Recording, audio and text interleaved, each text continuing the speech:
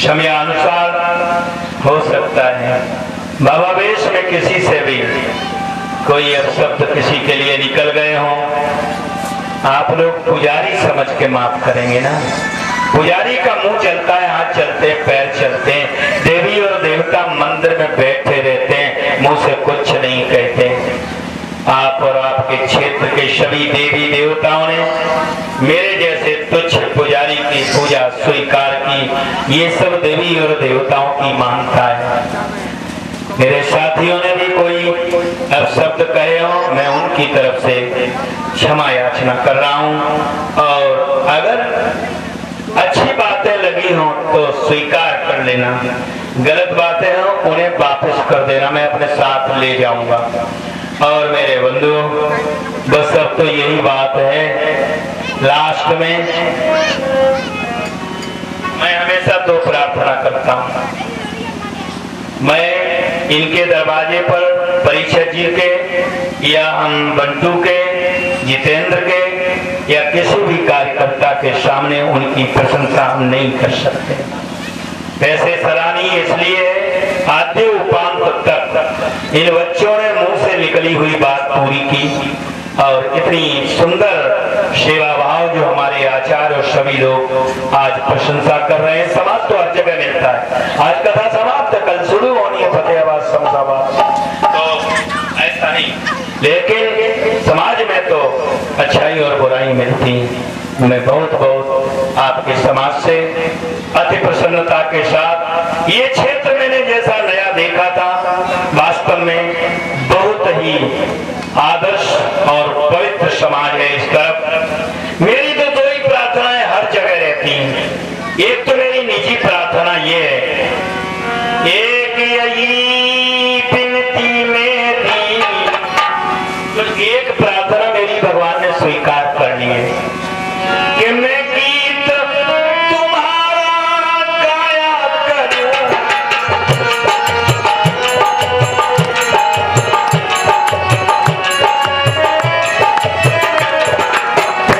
ये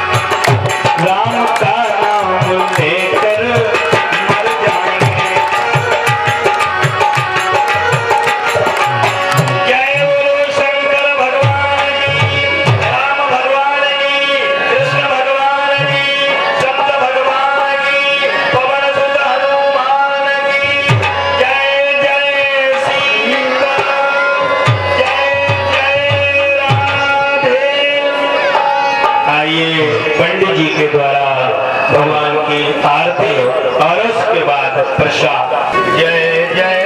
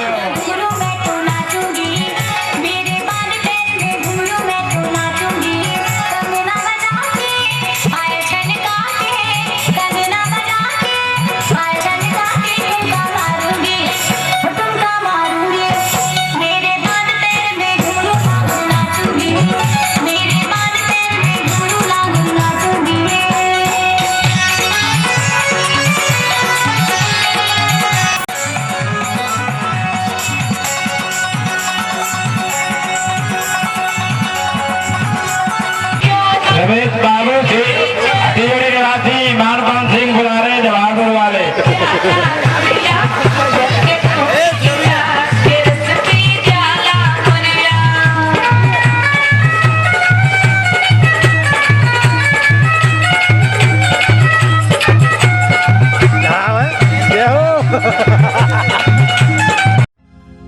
बोलिए वृंदावन बिहारी लाल की जय, बोलिए मोर मुकुट बंसी वाले की जय, बोलिए सांवरे सरकार की जय, बोलिए लखदाता की जय। जय जय श्री राधे, जय जय श्री राधे, जय जय श्री राधे। बोलिए वृंदावन बिहारी लाल की जय।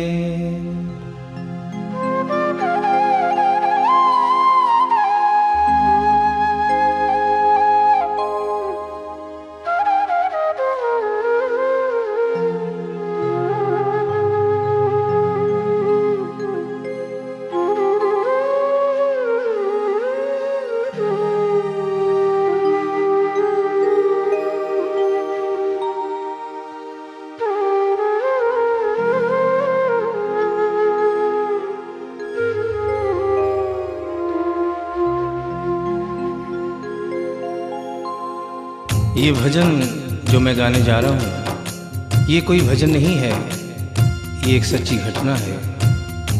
गीता प्रेस गोरखपुर से एक पत्रिका निकलती है कल्याण, जिसके अंदर ये एक दिल्ली का वाकया छपा था। इसे आदरणीय जयशंकर जी चौधरी ने भजन का रूप दिया है। एक ऐसी औरत जो बचपन से वृंदावन धाम जाती थी, समय अपने रफ्तार से चलता रहता है। समय गुजरता गया, वो बड़ी हो गई, विवाह के योग्य हो गई, उसका विवाह हो गया, लेकिन वृंदावन धाम जाना नहीं छोड़ा। थोड़े दिनों के बाद प्रभु की कृपा से बाल बच्चे हो गए, लेकिन वृंदावन धाम जाना नहीं छोड़ा। समय गुजरता गया, बच्चों की भी शादी हो गई, लेकिन वृंदावन धाम जाना नहीं छोड़ा। नाती पोते हो गए, लेकिन वृंदावन धाम जाना नहीं छोड़ा। लेकिन कहते हैं कि बुढ़ापा एक ऐसा कड़वा सच है जिसे हर इंसान को स्वीकार करना पड़ता है। उस औरत ने जब ये देखा कि अब शरीर साथ नहीं देता, अंतिम बार वृंदावन धाम गई। और वहाँ से कन्हैया की एक पीतल की मूर्ति खरीदकर अपने साथ अपने घर ले आई और बड़े प्यार से उसकी सेवा करने लगी। तो आइए उस औरत की जिंदगी में वो कौन सा वाकया हुआ, वो कौन सी घटना हुई, इस भजन के माध्यम से बता रहा हूँ। भगत के वश में है भगवान, भगत के वश में है भगवान, भगत के वश में है भगवान, भगत के वश में है भगवान। भक्त बिना ये कुछ भी नहीं है, भक्त बिना ये कुछ भी नहीं है, भक्त है इसकी जान। भगत के वश में है भगवान, भगत के वश में है भगवान, भगत के वश में है भगवान, भगत के वश में है भगवान।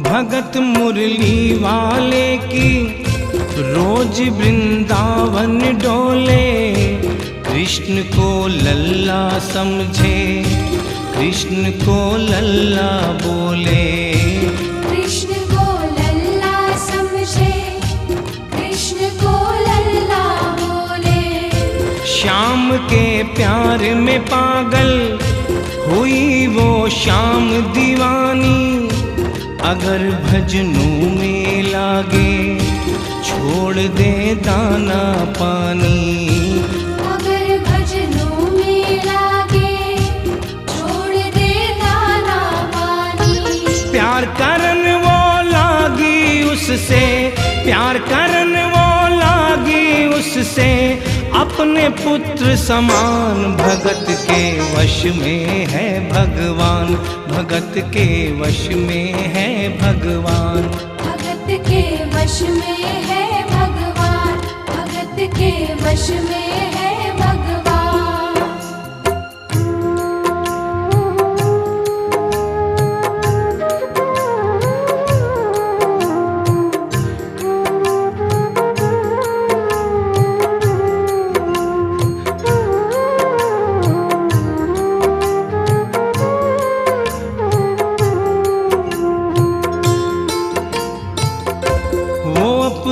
कृष्ण लला को गले से लगा कर रखे, हमेशा सजा कर रखे, कि लाड लड़ा कर रखे, हमेशा सजा कर रखे, कि लाड लड़ा कर रखे। वो दिन में भाग के देखे, रात में जाग के देखे, कभी अपनी कमरे से शाम को झांक के देखे, कभी अपने कमरे से शाम को झांक के देखे। अपनी जान से ज्यादा रखती, अपनी जान से ज्यादा रखती, अपने लला का ध्यान। भगत के वश में है भगवान, भगत के वश में है भगवान, भगत के वश में है भगवान, भगत के वश में है भगवान। समय अपनी गति से चलता रहता है। थोड़े दिनों के बाद घर में जन्माष्टमी का त्योहार आया। उस दिन संयोगवश उस औरत की तबीयत बहुत ज़्यादा खराब थी। वो अपने बिस्तर से उठ भी नहीं पा रही थी। उसने अपनी बहू को आवाज़ देकर कहा कि बेटा आज जन्माष्टमी है, आज जन्माष्टमी है, आज मेरे कन्हैया को नहला धुलाकर, उसे चंदन का लेप लगाकर, उसे सुंदर वस्त्र पहनाकर पालने में बिठा दो। बहू जो कि एक जरूरी काम कर रही थी कंप्यूटर पे, उसने कहा कि माँ अभी थोड़ा वक्त लगेगा, अभी मैं एक बहुत जरूरी काम कर रही हूँ, जब 2-3 घंटे के बाद ये काम खत्म हो जाएगा तब तेरा जो काम है वो होगा। उस औरत ने कहा कि भाई मेरे घर में हमेशा से सबसे पहला काम मेरे कन्हैया का, मेरे लल्ला का होता हुआ आया है, और आज भी सबसे पहला काम मेरे कन्हैया का होगा। ये काम करने के बाद तुम और कोई भी काम करो, मैं तुम्हें मना नहीं करूंगी।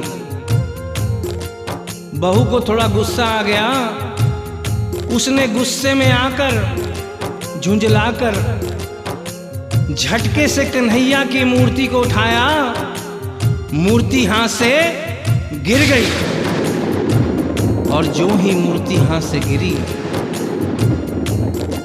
उस औरत के दिल से आवाज आई, वो लल्ला लल्ला पुकारे, हाय क्या जुल्म हुआ रे, बुढ़ापा बिगड़ गया जी, लाल मेरा कैसे गिरा रे। बुढ़ापा बिगड़ गया जी, लाल मेरा कैसे गिरा रे। और अपने बेटे को बुलाती है और कहती है क्या, जाओ डॉक्टर को लाओ, लाल का हाल दिखाओ, अगर इसको कुछ हो गया मुझे भी मार गिराओ। अगर इसको कुछ हो गया मुझे भी मार गिराओ। रोते रोते पागल हो गई, रोते रोते पागल हो गई, घर वाले परेशान, भगत के वश में है भगवान, भगत के वश में है भगवान। भगत के वश में है भगवान, भगत के वश में है भगवान। उसके बेटे ने लाख समझाने की चेष्टा की कि माँ ये पीतल की मूर्ति है, माँ ये पीतल की मूर्ति है, इसे गिरने से कोई चोट नहीं लगती। लेकिन वो एक ही रटन लगा के रखी थी कि किसी डॉक्टर को बुलाओ और मेरे कन्हैया को दिखाओ। हल्ला गुल्ला सुनकर पड़ोसी जमा हो गए। पड़ोसियों ने पूछा, भाई क्या बात है? लड़के ने कहा कि मेरी माँ पागल हो गई है, मेरी माँ पागल हो गई है। अरे पीतल की मूर्ति जमीन पे गिरी है तो कहती है कि डॉक्टर को बुलाओ। उन्हीं पड़ोसियों में एक बुजुर्ग आदमी थे, उन्होंने उसके बेटे को एक तरफ बुलाया और कहा कि बेटा क्यों झमेला करता है? अरे मोहल्ले में इतने सारे डॉक्टर हैं, किसी को बुला के ले आ, वो आके देख लेगा और कह देगा तेरा लल्ला ठीक है, तेरी माँ शांत हो जाएगी। लड़के के भी समझ में बात आ गई। मोहल्ले में गया, बहुत से डॉक्टरों की मिन्नत की, लेकिन कोई भी डॉक्टर ये केस लेने को तैयार नहीं हुआ। बड़े मुश्किल से एक डॉक्टर को राजी किया और कहा कि डॉक्टर साहब मैं आपको दुगनी तिगुनी फीस दूंगा, सिर्फ एक बार मेरे घर चलो और मेरी माँ से सिर्फ इतना कह देना कि तेरा लल्ला ठीक है। डॉक्टर भी लालच में आ गया, अपना ब्रीफ केस उठाया और उसके साथ उसके घर चला गया। और क्या हुआ? नबज को टटोल के बोले, ये तेरा लाल सही है, कसम खा कर कहता हूँ कोई तकलीफ नहीं है। वो माथा देख के बोले, ये तेरा लाल सही है, माई चिंता मत करियो, कोई तकलीफ नहीं है। माई चिंता मत करियो, कोई तकलीफ नहीं है। लेकिन उस बुढ़िया माई को तसल्ली नहीं हुई। उन्होंने कहा, अरे डॉक्टर, ये तू कैसा चेकअप कर रहा है? अरे अपना ब्रीफ केस खोल और उसमें से वो मशीन निकाल जो ऐसे कान में लगा के सीने पे लगा के देखता है ना, उससे मेरे कन्हैया की जांच कर। डॉक्टर बेचारा क्या करता, अपना ब्रीफ केस खोला, अपना आला निकाला, एक सिरा अपने कान पे लगाया और दूसरा सिरा कन्हैया के सीने पे रख दिया। और क्या हुआ, जो ही सीने से लगाया पसीना जम कर आया। उसने कई बार लगाया और डॉक्टर चकराया। उसने कई बार लगाया और डॉक्टर चकराया। धड़क रहा सीना लल्ला का, धड़क रहा सीना लल्ला का। मूर्ति में थे प्राण, भगत के वश में है भगवान। भगत के वश में है भगवान। भगत के वश में है भगवान। भगत के वश में है भगवान। और डॉक्टर ने जब ये नजारा देखा, उसका माथा घूम गया। इतने दिनों तक जो साइंस की पढ़ाई की थी, वो सारी की सारी धरी रह गई। अपना ब्रीफ केस, अपना आला वहीं छोड़ के जाने लगा। बुढ़िया माई ने आवाज दिया, अरे डॉक्टर, अरे कहाँ जा रहा है? अरे अपना ब्रीफ केस तो लेता जा। तो डॉक्टर ने उस औरत को जवाब दिया, सुनिएगा क्या कहा। देख तेरे लाल की माया, बड़ा घबरा रहा हूँ। जहाँ से तू लल्ला लाई, वहीं पे जा रहा हूँ। जहाँ से तू लल्ला लाई, वहीं पे जा रहा हूँ। लाल तेरा जुग जुग जिए, बड़ा एहसान किया है। आज से सारा जीवन उसी के नाम किया है। आज से सारा जीवन उसी के नाम किया है। और उस डॉक्टर ने उस बुढ़िया के बेटे को बुलाया और कहा, बनवारी तेरी माँ नहीं पागल, बनवारी तेरी माँ नहीं पागल। पागल सारा जहान, भगत के वश में है भगवान। भगत के वश में है भगवान। भक्त बिना ये कुछ भी नहीं है, भक्त बिना ये कुछ भी नहीं है। भक्त है इसकी जान, भगत के वश में है भगवान। भगत के वश में है भगवान। भगत के वश में है भगवान। भगत के वश में है भगवान। बोलिए वृंदावन बिहारी लाल की जय। बोलिए मोर मुकुट बंसी वाले की जय। बोलिए सांवरे सरकार की जय। बोलिए लखदाता की जय। जय जय श्री राधे। जय जय श्री राधे। जय जय